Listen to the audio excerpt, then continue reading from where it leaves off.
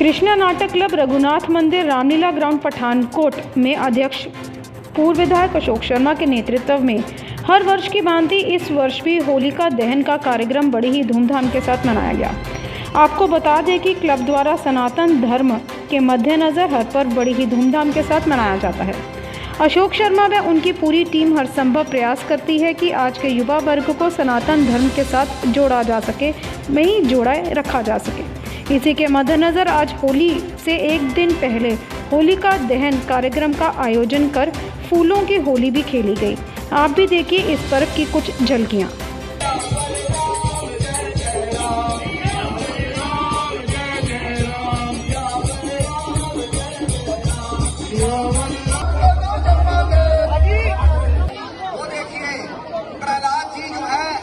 अग्नि दे दी गई और प्रहलाद जी बाहर आ रहे हैं, वो देख लीजिए। प्रहलाद जी हरि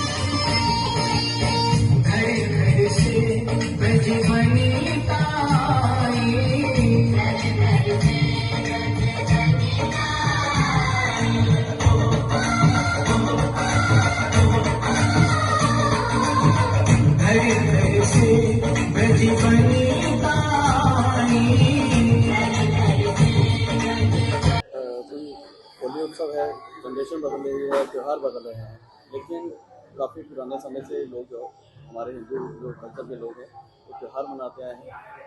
क्या संदेश देना चाहते हैं आप इस त्यौहार के ऊपर, थोड़ा सा विस्तार से बताएं। हरे कृष्णा।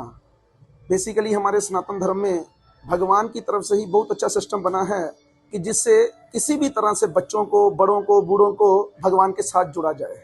क्यों? क्योंकि उनके साथ जुड़े बिना हमारा कल्याण नहीं है। जिस प्रकार ये हाथ जो है, अगर ये कट कर कहीं गिर जाए तो इसकी कोई वैल्यू नहीं है, लेकिन जब तक ये शरीर के साथ है इसकी बहुत वैल्यू है।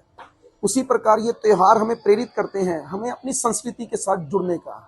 तो आज यहाँ पर होलिका दहन का जो उत्सव है वो मनाया जा रहा था, लेकिन इसके पीछे भी एक बहुत बड़ा राज है। बेसिकली होलिका जो है वो हिरण्यकश्यप जो था उसकी बहन थी और उसे ब्रह्मा जी की तरफ से वरदान था कि ये जलेगी नहीं। लेकिन जब इसने भगवान के भक्त को जलाने का प्रयास किया तो ब्रह्मा जी के वरदान भी साइड में हो गए, होलिका जल गई लेकिन प्रहलाद नहीं जले। इससे शिक्षा मिलती है जो भगवान के भक्त हैं, जो भगवान के साथ जुड़े हैं, उनका कोई कुछ नहीं बिगाड़ सकता। और इसी दिन को चुनते हुए इस कलयुग के जो अवतार हैं, कली पावन अवतार उनको कहा जाता है, उनका नाम है चैतन्य महाप्रभु, जो स्वयं श्री कृष्ण हैं, जो राधा रानी भक्त, जो उनकी सबसे बड़ी भक्त है, उसका भाव लेकर आए हैं। किस लिए? ये देखने के लिए कि भक्ति में कितना आनंद कैसे है। तो चैतन्य महाप्रभु का जो प्रकट उत्सव है वो कल 7 तारीख को मनाया जाएगा। मैं इस पर्व के माध्यम से और आपके इस चैनल के माध्यम से सब लोगों को ये रिक्वेस्ट करना चाहता हूं कि भगवान के इस छुपे हुए अवतार को पहचानिए और अपने इस मनुष्य जीवन को सफल बनाइए। केवल और केवल हरे कृष्ण कृष्ण कृष्ण हरे हरे, हरे राम राम राम हरे हरे। और मैं ये भी बता दूं, खास करके आजकल के युवा को जो ये सोचते हैं कि नाम लेने से क्या खाना चलेगा, ये नाम जो है ये हमारा हर प्रकार से मदद कर सकता है। ये नाम में इतनी शक्ति है, आप इससे जो मांगेंगे, इसको कहा जाता है कल्पत्रु, आप जो मांगेंगे वो मिलेगा। लेकिन इसमें इतना सामर्थ्य है कि ये हमें हमारे मनुष्य जीवन का लक्ष्य जो कि है श्री कृष्ण प्रेम प्राप्त करना, वो दिलवा सकता है। हरे कृष्णा। जैसे अभी भी देखा जाए तो भगवान की ही वेशभूषा धारण करके जैसे नृत्य कर रहे हैं, क्या इस्कॉन इस चीज़ के लिए प्रेफर करता है? नहीं, इस्कॉन इस चीज के लिए प्रेफर नहीं करता। लेकिन क्या है, संस्था में जो है, जब हम लोग अपनी संस्था में कोई कार्यक्रम करते हैं तो इसमें उसकी कोई जगह नहीं है। हम लोग भगवान के भक्त हैं और उनके दास बनकर ही रहना चाहते हैं। लेकिन समाज में ये कृतियां कहीं से चल पड़ी हैं। लोग अपना पेट पालने के लिए इसको अपना साधन बनाते हैं। लेकिन अब हम सब लोगों को रोक नहीं सकते, तो हम क्या प्रयास करते हैं, ऐसे प्रोग्राम्स में भी अपने छोटे छोटे अंश करके लोगों तक संदेश पहुंचाने का। क्योंकि किसी भी का भी ऑपरेशन भी अगर करना हो तो उसे पहले धीरे धीरे करके एंथीसिया दे के बेहोश करना, फिर उसका ऑपरेशन करना पड़ता है। तो समाज में जो ये चीजें चल पड़ी हैं, इनको धीरे धीरे ही दूर किया जा सकता है। लेकिन ये भी कैसे चल पड़ी, हमारी ही इच्छा है। लोगों को क्या लगता है, लोगों को भगवान का नाम लेने में भी एंटरटेनमेंट चाहिए। लोग किसी नियम को पालन नहीं करना चाहते हैं। तो ये नियम पालन करना तो बहुत जरूरी है। तो इस्कॉन इस चीज को नहीं आगे करता। इसके ऊपर काम करेगा? कर रहा है। लेकिन क्या है, मैं फिर कह रहा हूं ना कि हम क्या करते हैं, कहते हैं पहले कहां से सफाई शुरू करनी चाहिए, अपने घर से। चैतन्य महाप्रभु जिनको हम लोग फॉलो करते हैं, जैसे मैंने बताया कल उनका प्रकट उत्सव है, वो क्या बोले, अपने आचरण प्रभु जीवेरे सिखाए। और भगवत गीता में भगवान पहले ही ये श्लोक बोल चुके हैं, मनुष्य नाम सहस्त्रेषु, लाखों करोड़ों लोगों में से केवल कुछ लोग मेरी तरफ आकर्षित होंगे। और जो आकर्षित होंगे उन लाखों में से केवल कुछ मुझे जानने का प्रयास करेंगे। उन लाखों में से जो मुझे जानने का प्रयास करेंगे, केवल कुछ मुझे प्राप्त करेंगे। तो हमें लोगों की इतनी चिंता नहीं करनी। हमारे गुरु महाराज कहते हैं, तू अपनी संभाल तेनू लोका ना लकी।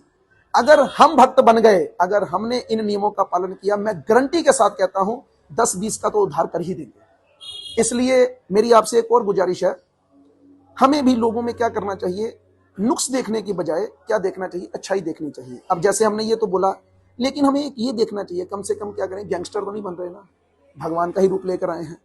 कई बार तो ऐसा भी देखा गया है कि ऐसे रूप लेकर भी धीरे धीरे करके, एक बार क्या हुआ, मैं घटना सुनाता हूं। 3 लोग थे ऐसे ही, राधा कृष्ण और उनके साथ एक नारद मुनि बने हुए थे। लेकिन वो खाने पीने वाले लड़के थे और क्या कर रहे थे, वापिस जा रहे थे तो रास्ते में कुछ चोरों ने उनको पकड़ने की कोशिश की, जैसे लुटेरे होते हैं। लेकिन उनके रूप को देखकर उन्होंने छोड़ दिया। तो उससे क्या हुआ, उनके हृदय में बड़ा परिवर्तन हुआ और वो धीरे धीरे करके बदलने की कोशिश करने लगे। कहानियां तो बहुत हैं, जिसमें एक डाकू भक्त हुए हैं, जो डाकू थे लेकिन इस प्रकार का कार्य करके वो भक्त बन गए। कृष्णा नाटक क्लब रघुनाथ मंदिर रामलीला ग्राउंड की ओर से सनातन के पर्वों को बड़े भव्य स्तर पर मनाया जाता है और उसी श्रृंखला में आज हम होलिका दहन का प्रोग्राम आयोजित कर रहे हैं। पिछले 72 वर्षों से रामलीला ग्राउंड सनातन के प्रति अपनी जिम्मेदारी निभाती आ रही है।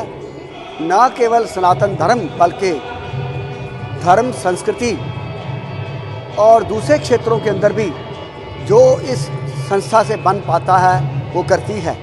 इतना बड़ा प्रांगण, इतनी बड़ी बिल्डिंगें, इतने बड़े मंदिर, इसको बनाने के लिए संस्था को 72 वर्ष लगे हैं और आज ये हमारी नहीं, आपकी संपत्ति है।